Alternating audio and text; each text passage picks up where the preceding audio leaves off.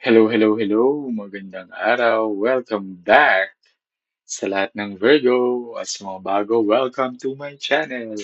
Ako nga pala si Mystico Moreno, or in short, Mismo. At dito sa aking channel, we will manifest love sa inyong Tagalog love reading and Mismo. Okay, so ang gagawin natin today, bago siya, we will tap into the third party energy. Okay. Please take note, ang third party ay hindi lang romantic. Okay? So, third party energy is anything or anyone outside the connection between you and your person or sa relationship na nakaka-apekto or may effect sa relationship ninyo. So, pwedeng kaibigan siya, pamilya, katrabaho, okay, kamag-anak, o mismong trabaho, career, negosyo, ACADS. Okay? So, alamin natin that ma-unfold naman siya sa reading. Okay, so ang gagawin ko is bubunot ako ng two cards each for the ano yung ongoing na nangyari sa connection, the influence or the third party energy, and yung um, paano niya na apektuhan yung relationship. Okay? At habang binabasa ko ito, gusto ko lang remind everyone that this is a collective reading, so it may or may not resonate. Kapag hindi nag-resonate, just leave it behind. It means hindi ko nasagap yung energy ninyo. Okay, so abangan nyo na lang yung mga susunod ko pang love reading, kaya subscribe na. Okay, sige. So, at the moment, may Three of Cups and the Lovers. Ooh. Okay, so what's the influence? Oh, Ace of Pentacles. Ooh, the sun. Okay. So, and how it affects the situation. The Hangwoman and Eight of Swords. See. Pero double confirm natin. Pero I can see here na hindi siya romantic. Ang nakikita ko dito ay career, trabaho, something. Okay. Pero tingnan natin. Okay. So, habang binabasa ko to, gusto kong magpasalamat sa lahat ng Virgo na sumusuporta sa aking channel. Thank you, thank you, thank you. At sa mga bago, sana supportan niyo rin po para mag-grow ang channel ko. Kaya subscribe na, like this video, and share na rin sa mga Virgo na nangangailangan ng guidance from the universe. And engage na rin sa comments section. Sige. So, is this work or work related?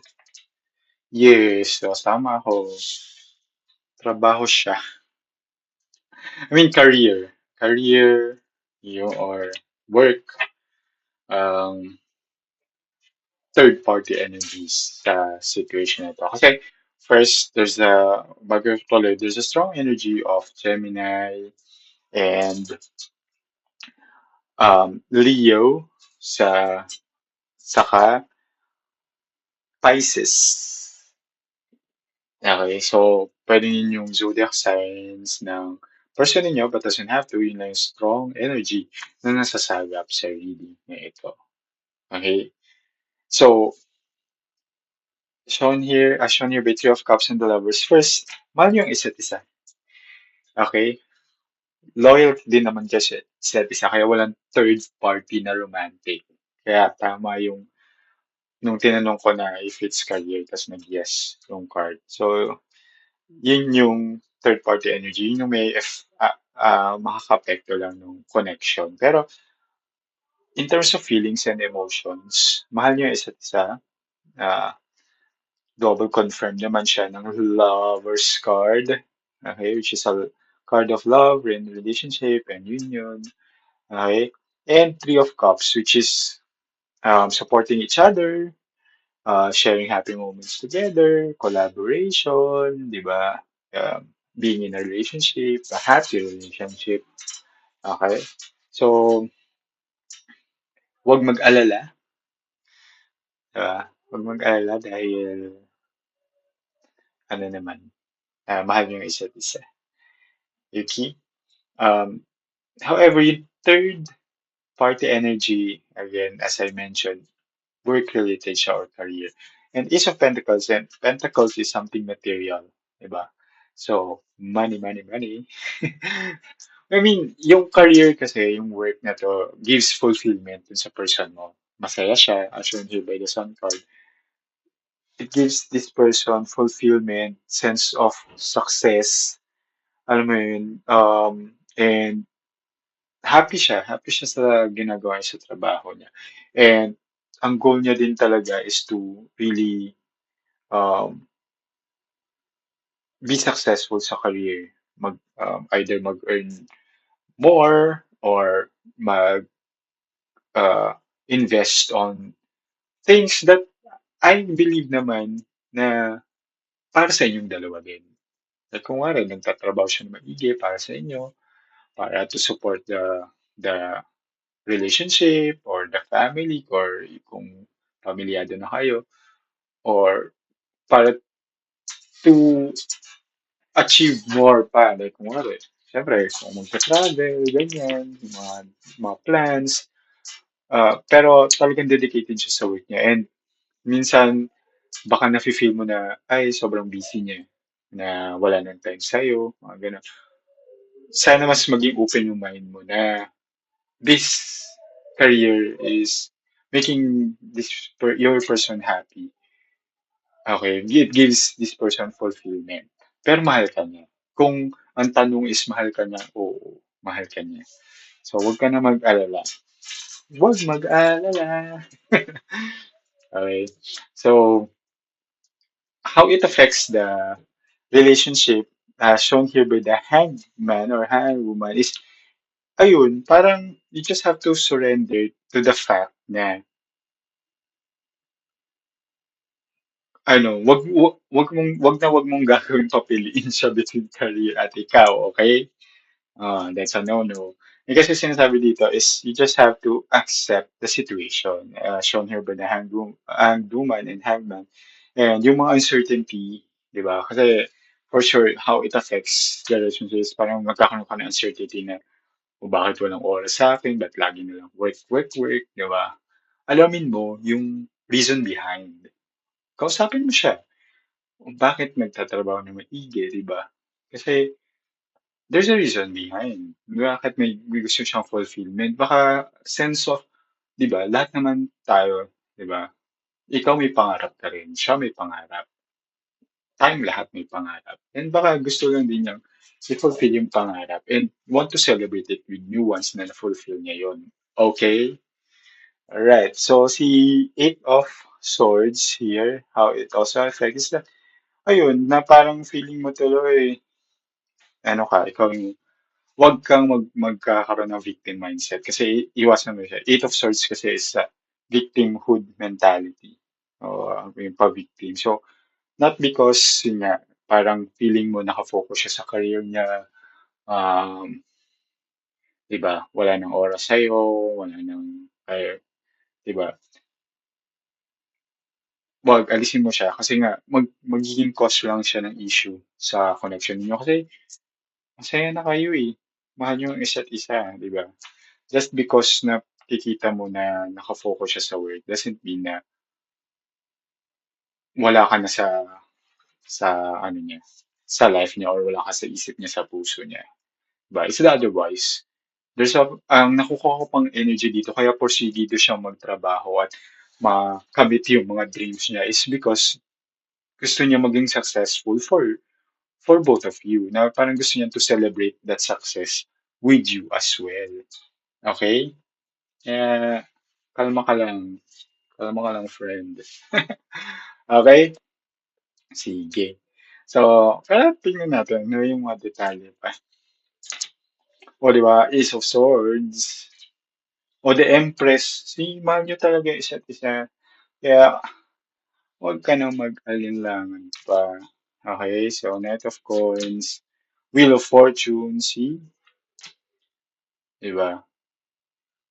So, and the King of Coins, and Four of Cups. O, diba? Double confirm. Sinabi ko na. So, this connection is full of love, full of care, full of abundance. Alam mo yun, the Empress. Alam mo yun, sobrang, even yung physical aspect ng relationship ninyo, very abundant. Okay? And sa Ace of Swords dito, is the truth. Yun naman talaga yung totoo. Okay? So, Ace of Swords is a card of truth, of clarity. It's very clear kung ano yung feelings niyo sa isa't isa. And at the moment, yun nga, yung career niya kasi, di ba, it's the fortune. Something, it's an opportunity kasi. Yung person mo is a person na ayaw niyang ma-miss ang any opportunity. So, pag may mga opportunities na dumadating, ginagrab niya at ginagrab. As shown here by the Knight of Coins. So, si Knight of Coins, ano na siya? Siya talaga yung tao na pag may dumating na opportunity, grab. Okay? Pag may dumating, lalo na when it comes to career, grab. Pag may project, grab. Kapag, di ba? So, and it gives this person a fulfillment kapag may na-accomplish siya na opportunity na ginagawa niya. And, ayun, mas supportahan mo na lang. Okay? And, shown here din, yung King of Coins. Ayan, so parang, um,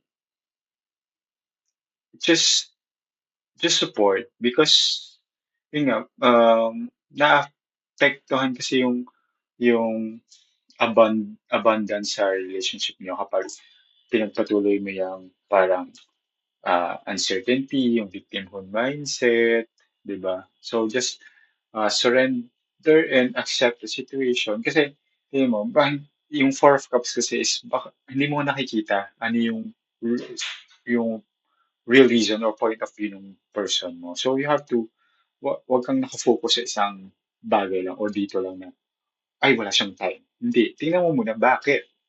Wala ba siyang time talaga or nag-invest siya para mas magkaroon kayo ng more time together in the future. Ano, di ba? Di ba, pag, ayun mo, nag-iipon siya para mag-travel kayo. O di ba, pag nag-travel kayo, that's time together. Di ba? Or nag-iipon siya para mag-settle down na kayo. Nag-iipon siya, or, di ba?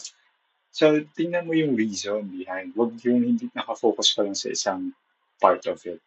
Kasi yun yung card ng Four of Cups. Eh. Nakafocus siya dun sa kaya mo dito sa mga hindi naman totoong ibon. Pero when in fact nasa likod ng may totoong ibon. If he, kung lumingon lang siya, makikita niya the truth. Diba? Okay, so sana nakatulong itong reading na to at bago ko i-close, tingnan natin yung advice ni Universe sa inyo. Okay? Sana nag-resonate. Okay. Hmm.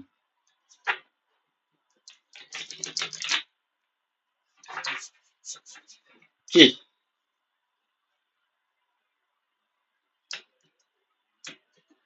So the universe says, balance your mind then. Okay? So lumabas din to sa isang reading. Pero balance your mind, di ba? Wag masyadong, nag-overthink. Okay? Because overthinking will not help you. Okay? Mas makakalala lang siya kasi kakaisip mo na hindi naman totoo. Hindi nangyayari. Okay?